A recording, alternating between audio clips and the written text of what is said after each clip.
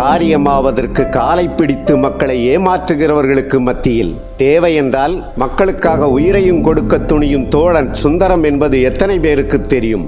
வீரப்பன் விவகாரத்தை உலகம் மறந்திருக்காது. வீரப்பனும் அரச படைகளும் ஆயுதங்கள் மூலம் கொலைகளத்தை நிகழ்த்தி கொண்டிருந்த போது உயிருக்கு அஞ்சாது உள்ளே நுழைந்து பழங்குடி மக்களை காப்பாற்றியவர்களில் முதன்மையானவர்கள் சுந்தரமும் அவரது கட்சியும் தான் என்பதை நினைவில் கொள்ளுங்கள். நேற்று வரை வீரப்பனோடு கொஞ்சு குலாவி யானை தந்தங்களும் சந்தன மரங்களும் கடத்தல் செய்து சம்பாதித்துக் கொண்டிருந்தவர்களிடையே திடீரென்று உறவு பகையானது என்பது ஒரு ரகசிய கதை. அந்த ரகசியத்தை மறைத்த தமிழ்நாடு கர்நாடக அரசுகள் இணைந்து கூட்டு அதிரடிப்படை என்ற பெயரில் ஹிட்லரின் நாஜி படையை தான் உருவாக்கினர். அப்படை செய்த அட்டூழியம் என்பது சொல்லி மாளாது. கொடுமை என்றால் கொடுமை, உலகம் கண்டிராத கொடுமை.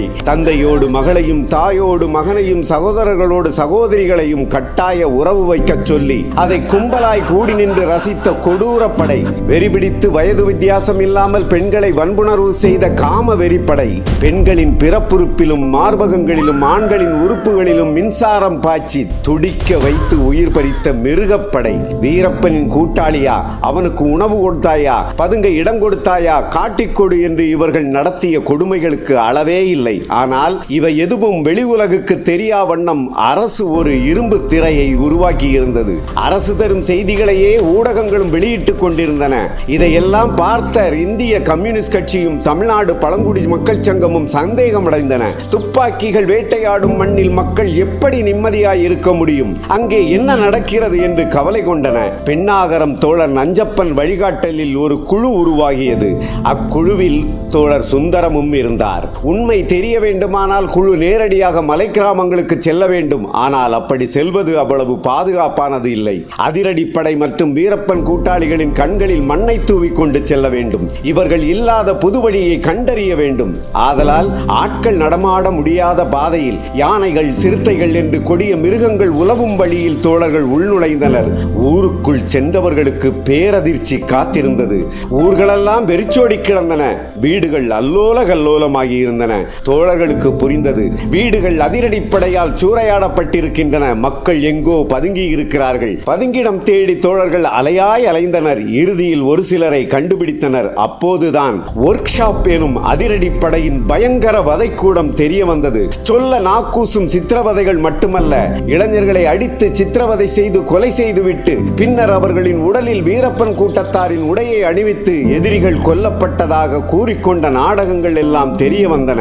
கேள்விப்பட்ட தோழர்கள் நிலைகுலைந்தனர். இதை தடுத்து நிறுத்தியாக வேண்டும் என்றால் முதலில் வெளி உலகுக்கு தெரியப்படுத்த வேண்டும். வெளி உலகுக்கு தெரிய வைக்க வேண்டும் என்றால் பத்திரிகை செய்தியாக ஆக்க வேண்டும். பத்திரிகை இதை வெளியிட வேண்டுமானால் பலரும் இதை பேச வேண்டும். பலரும் இதை பேச வேண்டும் என்றால் இந்த மக்களை சாட்சியாக அவர்கள் முன் நிறுத்த வேண்டும் என்று முடிவெடுக்கப்பட்டது.